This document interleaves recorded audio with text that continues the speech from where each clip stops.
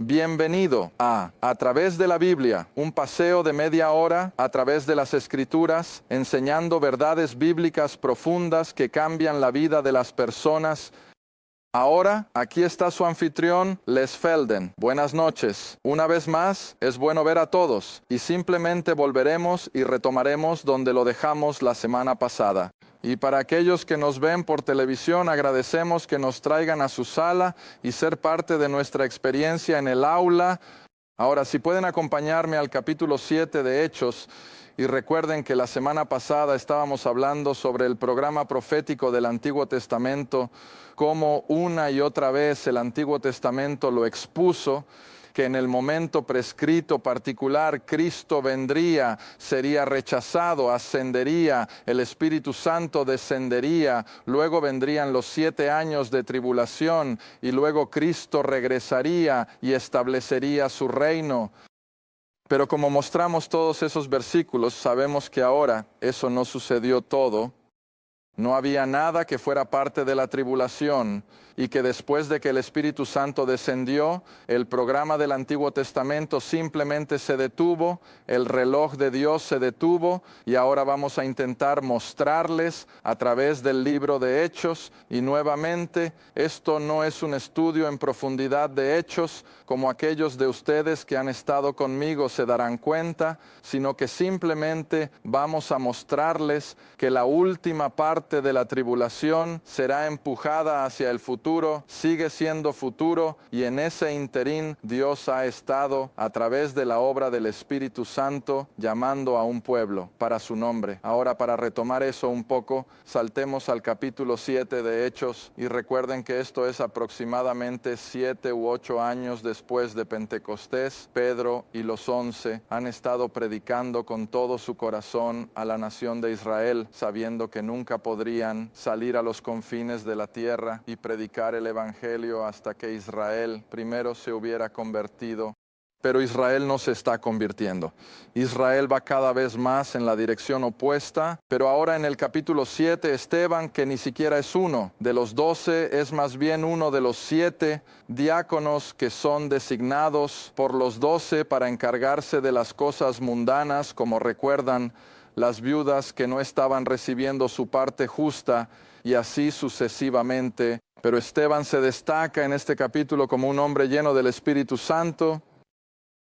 Una y otra vez nos dice que es un hombre lleno de fe y del Espíritu Santo.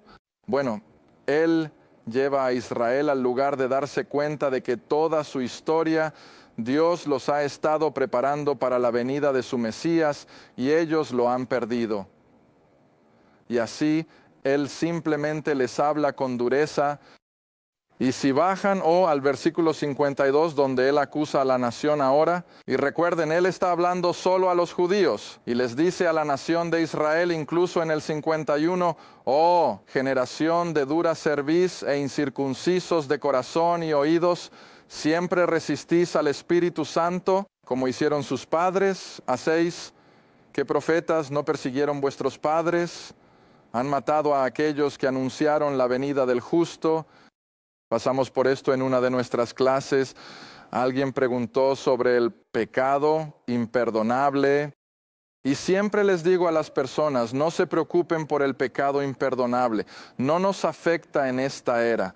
Dios trató con Israel, porque ven, cuando Dios envió a Israel a los profetas, ¿qué hicieron con ellos?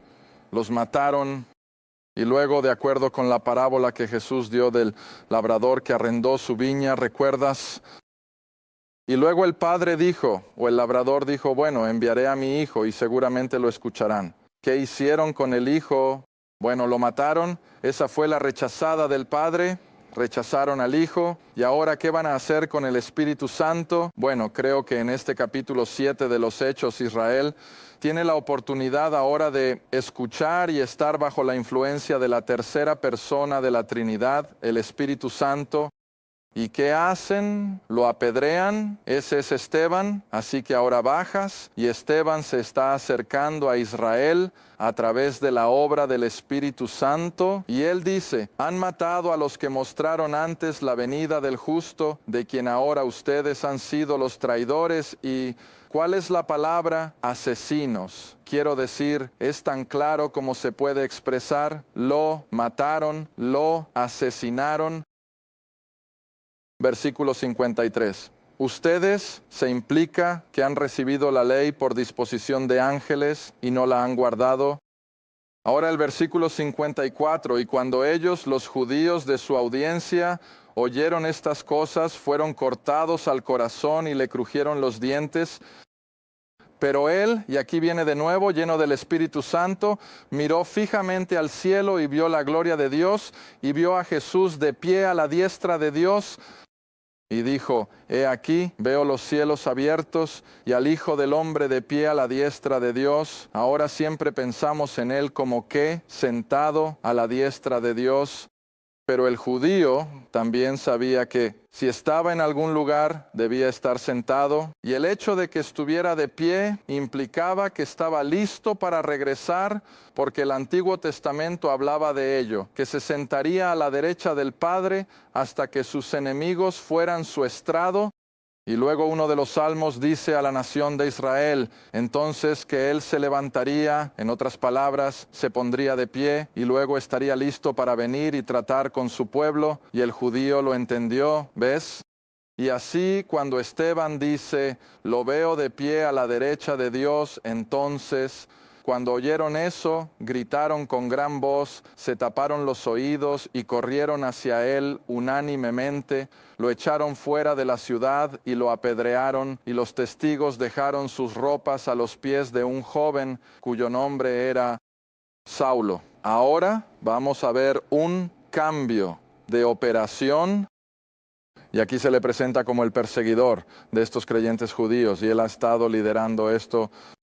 Una terrible persecución fue tan viciosa que llegas al capítulo 8 de Hechos, versículo 1, donde dice, y Saulo consentía en es decir, en la muerte de Esteban.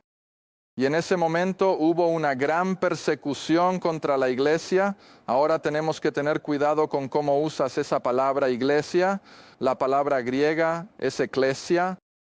Y todo lo que significa en griego es una asamblea convocada, y así lo que tienes que aprender a hacer es usar la palabra de acuerdo con su contexto en el texto. Está hablando de, por ejemplo, en Éfeso, al entrar al anfiteatro, hubo un gobierno de turba que gritó, grande es Diana de los Efesios. Se usó la misma palabra. Ellos eran una eclesia. Ahora no eran un grupo religioso, no eran un grupo piadoso, eran impíos, fue un disturbio, pero se le llamó eclesia, que ahora se traduciría como iglesia. Allí simplemente se le llamó asamblea. Saulo no, Esteban en su capítulo 7 habla de Israel como la iglesia en el desierto. Bueno, ahora sabes que la iglesia no estaba presente cuando Israel salió de Egipto, pero ¿qué era Israel? Una asamblea convocada. Y así siempre ten cuidado ahora cuando entras en la verdadera era de la iglesia y lo que llamamos la iglesia, Saulo casi siempre la identifica como el cuerpo de Cristo, que es la iglesia, o por la iglesia, que es su cuerpo. ¿Ves la diferencia? Pero ahora esta asamblea, por supuesto, son los creyentes judíos en Jerusalén, y se le llama correctamente una asamblea convocada, pero es la palabra eclesia. Y así, ahora el versículo 3. Terminándolo, en cuanto a Saulo, hizo estragos en la asamblea, o estos creyentes judíos convocados, entrando en cada casa y arrestando a hombres y mujeres, y los encarceló. En otras palabras, Saulo estaba tan decidido a eliminar a cualquiera que siguiera a este Jesús de Nazaret. ¿Y por qué? Bueno, Saulo era un hombre tremendamente religioso. Había sido, recuerdas, enseñado a los pies de Gamaliel, el rabino más grande de la época. Y Saulo de Tarso, honestamente pensaba que Jesús era un impostor, era un blasfemo. Y lo mejor que podría pasarle a Israel era que todo lo relacionado con Jesús fuera eliminado y borrado de la memoria. Así que él era lo que hoy llamaríamos un fanático religioso. Era un fanático hasta el extremo, pero pensaba que le estaba haciendo un favor a su Dios Ahora, la razón por la que estoy pintando ese tipo de imagen de Saulo de Tarso es porque vamos a ver en el capítulo 9, y supongo que podemos ir a él ahora, porque todo lo que quería mostrarte en los capítulos 7 y 8 era la introducción de este hombre que va a cambiar el mundo por completo. De hecho, me animó que una de nuestras revistas de noticias nacionales, creo que era US, la revista News and World Report, tuvo un artículo principal sobre hombres que habían sido más influyentes en cambiar la dirección de la historia humana de algún modo. Y créanlo o no, uno de los hombres que mencionaron, algunos de ustedes leyeron el artículo, fue el apóstol Saulo, y le dieron a Saulo el crédito por ser el instigador o el comienzo del cristianismo, tal como lo conocemos. Ahora la mayoría dirá simplemente que Jesús fue quien comenzó el cristianismo. Bueno, Jesús es la base de esto, no hay duda. Pero ¿quién construyó sobre esa base? El apóstol Saulo. Y así me sentí alentado, ya que algunas personas comienzan a reconocer que el cristianismo no estaría donde está esta noche si no hubiera sido por el apóstol Saulo. Muy bien, así que ahora este fanático religioso, tratando de eliminar cualquier cosa que tuviera que ver con Jesús de Nazaret, lo encontramos ahora en el capítulo 9, en su camino a Damasco, versículo 1. Y Saulo, aún respirando amenazas y muerte contra los discípulos del Señor, fue al sumo sacerdote y le pidió cartas para Damasco a las sinagogas. Ahora ves, todo esto es judío. Los gentiles no adoraban en la sinagoga, o tal vez un prosélito ocasional, pero no eran muchos, así que sigue siendo todo judío. Y así quiere ir a Damasco, donde puede llevar a esos seguidores judíos de Cristo en su ministerio terrenal y en su mesianismo, y llevarlos, dice, atados a Jerusalén. Versículo 3, y mientras viajaba, se acercó a Damasco, y de repente brilló alrededor de él una luz del cielo, y cayó a la tierra, y oyó una voz que le decía, Saulo, Saulo, ¿por qué me persigues? Ahora recuerda, Dios está trabajando soberanamente para interrumpir su programa del Antiguo Testamento, con el fin de hacer espacio para llamar a una novia gentil para el Hijo. Ahora estamos tomando estas referencias y nos estamos tomando el tiempo para desviarnos del libro de Génesis durante unas semanas y volveremos a él. Ahora versículo 5, y él, es decir, Saulo, dijo, ¿quién eres, Señor? Ahora espero no estar haciendo violencia a las Escrituras. Y ciertamente no creo que lo esté cuando digo que solo había un Señor, en lo que respecta a un judío religioso de la época de Cristo. ¿Y quién habría sido en el Antiguo Testamento? Bueno, Jehová, no. Ahora me gusta pensar que Saulo de Tarso, fanático religioso que era, cuando vio esa intensa luz venir de arriba, del cielo, como dice, y oyó la voz del cielo, en quien pensó inmediatamente, de manera natural, que era, bueno, Jehová, ese era el Dios que conocía íntimamente, pensó, ese era el Dios que creía que estaba sirviendo, el Dios de Abraham, Jehová. Y así me gusta pensar que Saulo, o Saulo, lo llamaremos así, cuando Saulo vio todo esto suceder, simplemente gritó, ¿quién eres, Jehová? Y ahora mira lo que responde Jesús, o Jehová, si lo prefieres. Y Jehová dijo, yo soy quien, Jesús. Ahora puedes imaginar cómo se sintió Saulo cuando escuchó a la misma persona que pensaba que era un blasfemo y un impostor y alguien que tenía que eliminar, decirle que era Jesús. Oh, creo que Saulo simplemente, como sabemos que lo hizo, se fundió. Se convirtió en el acto. Y él dijo, versículo 6, Señor, ¿qué quieres que haga? No más argumentos, no más debates.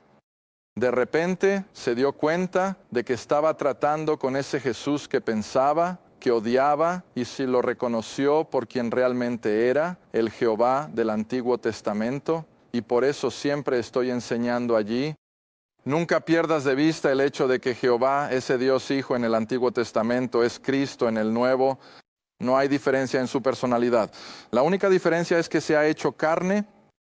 Él se ha convertido, como dice Saulo en Colosenses, en la imagen del Dios invisible, pero es la misma persona Y Saulo lo ve, no tiene argumento, y su respuesta inmediata es: Señor, ¿qué quieres que haga?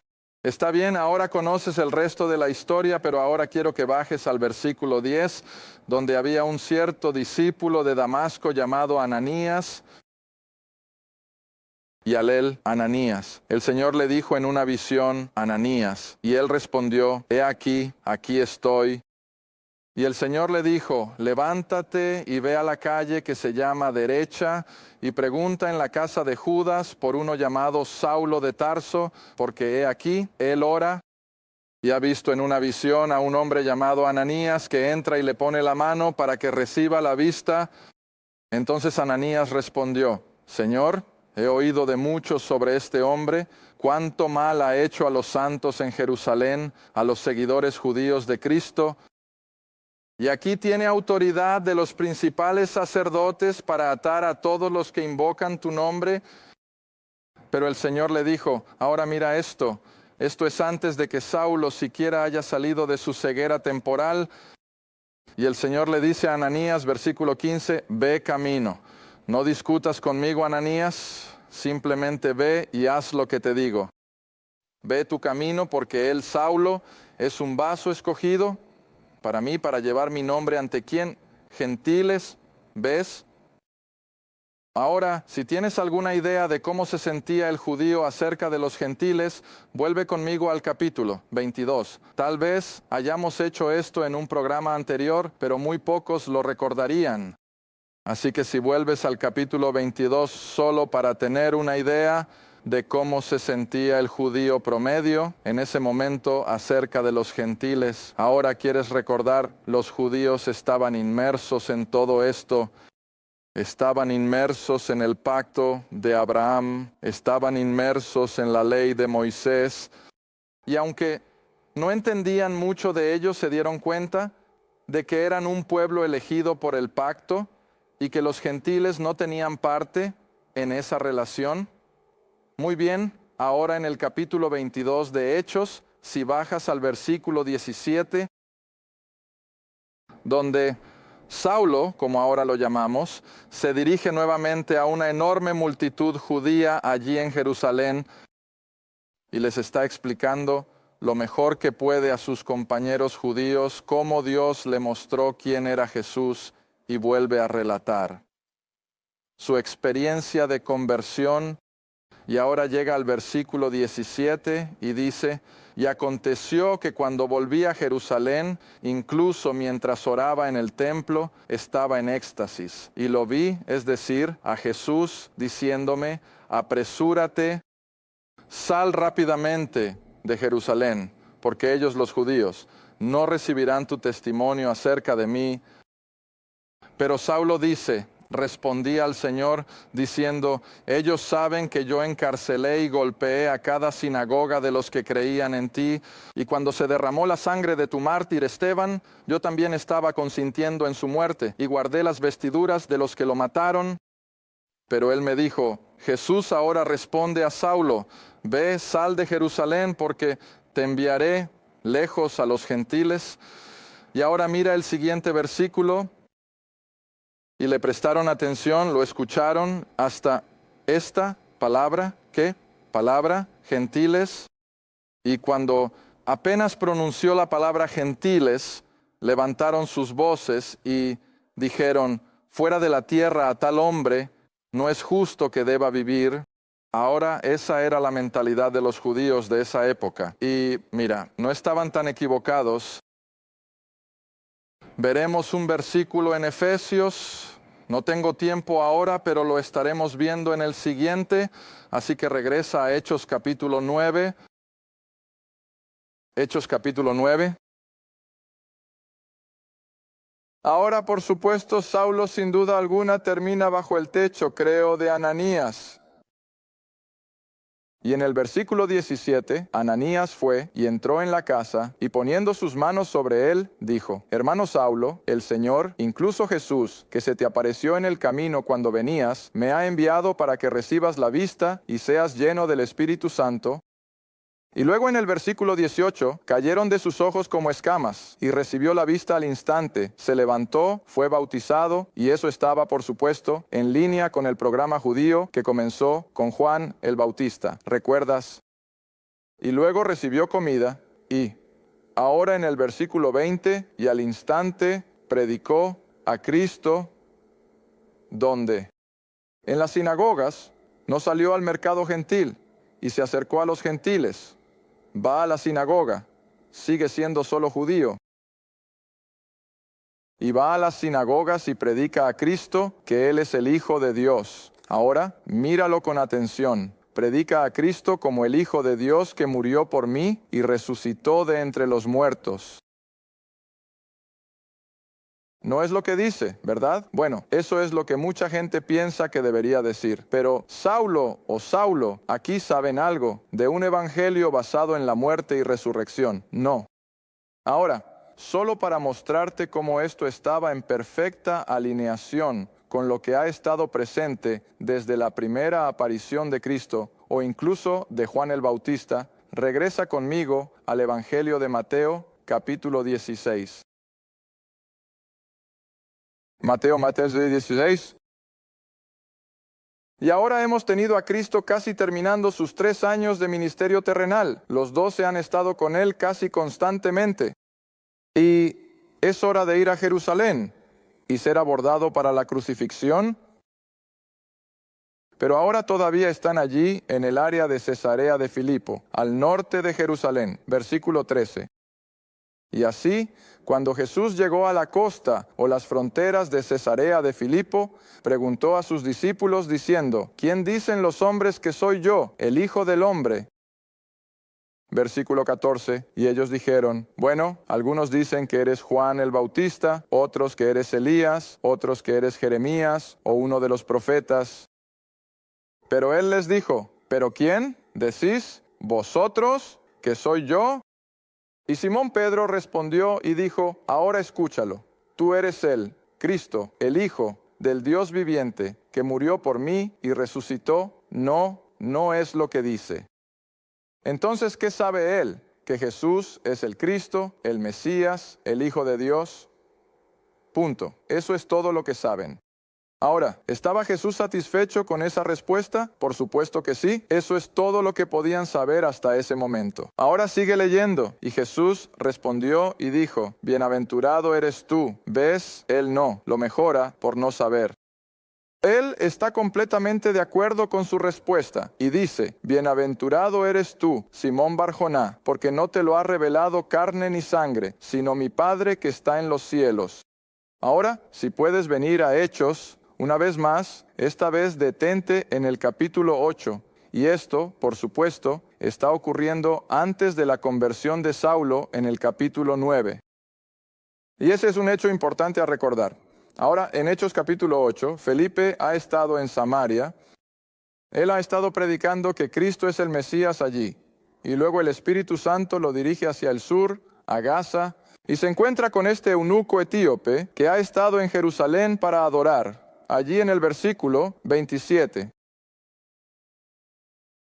Y luego en el versículo 29, el Espíritu, es decir, el Espíritu Santo le dijo a Felipe, acércate y únete a este carro.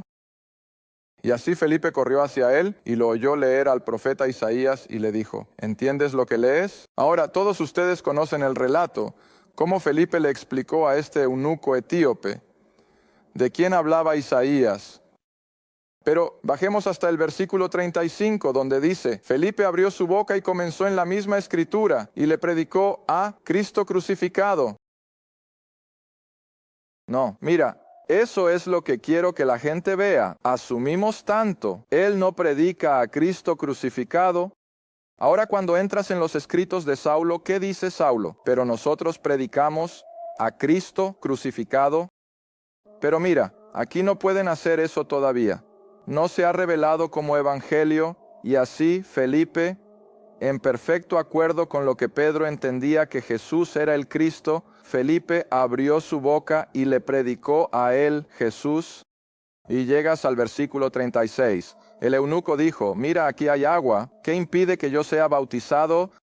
Y Felipe dijo, si crees con todo tu corazón puedes. Ahora mira su confesión de fe. Y este eunuco respondió y dijo, creo, pero ¿qué? ¿Que Jesucristo es el Hijo de Dios, que murió por mí y resucitó? No, que Él es el Hijo de Dios, punto. Y esa era su promesa, profesión de fe. Entendieron quién era Jesús. Ahora pasemos al capítulo 9. Y me imagino que nuestro tiempo se ha agotado. Ahora entremos en el capítulo 9 una vez más, y aquí Saulo de Tarso ha recuperado la vista. Ha sido bautizado en concordancia con todos los demás. Y luego dice en el versículo 20, y al instante predicó a Cristo en las sinagogas que Él es el Hijo de Dios. Punto. Ahora, ¿podría Dios permitir que Saulo de Tarso, o Saulo como lo conoceremos más tarde, predicara ese mensaje? ¿Por qué? Por supuesto que no. Ese no iba a ser el evangelio para los gentiles. ¿Y ahora qué pasa? Bueno, tenemos que continuar. Podemos avanzar un poco más aquí en el versículo 21. Todos los que lo oyeron estaban asombrados y decían, ¿no es el que destruyó a los que invocan este nombre en Jerusalén? Y vinieron aquí con esa intención para que él pudiera llevarlos atados a los sumos sacerdotes. Ahora vean, aquí está todo en lenguaje judío. Pero en el versículo 22, Saulo aumentó más en fuerza y confundió a quién, a los judíos que habitaban en Damasco, probando, es decir, del Antiguo Testamento ahora, que este es verdaderamente el Cristo. Pero ¿qué está dejando fuera Saulo o Saulo? Cualquier cosa relacionada con la crucifixión y la resurrección, él simplemente está probando que este es el Mesías prometido. Muy bien, ahora veamos cómo Dios entra soberanamente. No puede dejar a Saulo allí bajo esas circunstancias. Y así, después de que se cumplieron muchos días, los judíos tomaron consejo para hacer ¿qué? Para matarlo. Ahora, ¿qué va a tener que hacer el viejo Saulo? Bueno, va a tener que escapar. ¿Y sabes lo que pasó? Versículo 24. El plan de emboscada era conocido por Saulo, y vigilaban las puertas noche y día para matarlo, no fuera que intentara salir de la ciudad. Y así, en el versículo 25, los discípulos lo tomaron de noche, y lo bajaron por la pared en una canasta. Y él tuvo que huir. Ahora solo me queda un minuto, así que tendremos que retomar esto la próxima semana. ¿A dónde va Saulo? Bueno, normalmente pensarías que, dado que los 12 habían estado con Cristo durante 3 años y conocían a Jesús y su ministerio en detalle, ¿no habría sido ese el lugar lógico al que ir? ¿No habría sido lógico que Saulo regresara a Jerusalén y dijera, oigan chicos, pónganme al tanto? Cuéntenme todo lo que saben sobre el Cristo para que pueda salir a predicar. ¿Pero lo hace? No. Las Escrituras lo dejan claro que es el último lugar al que iría. Pero, ¿a dónde va? Va al monte Sinaí en Arabia. Y ni siquiera comenzamos con eso en esta media hora. Lo retomaremos en la próxima. Pero vamos a ver que Saulo de Tarso es providencialmente removido de Damasco. No se le permite ir a Jerusalén con los 12, pero él va al desierto. Va al monte Sinaí y lo veremos en Gálatas. Gracias por ver A Través de la Biblia con Les Felden. A Través de la Biblia es un ministerio apoyado por socios. Si este programa ha sido de ayuda para su estudio de las Escrituras y le gustaría que otros disfrutaran de la enseñanza, su apoyo sería muy apreciado.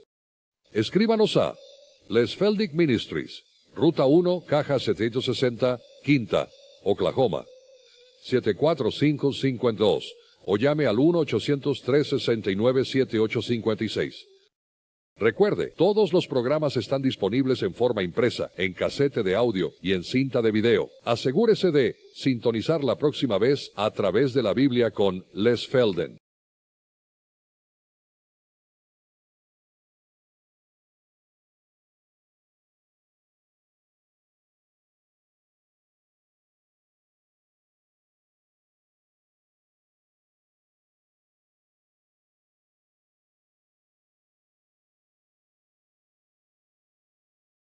Gracias.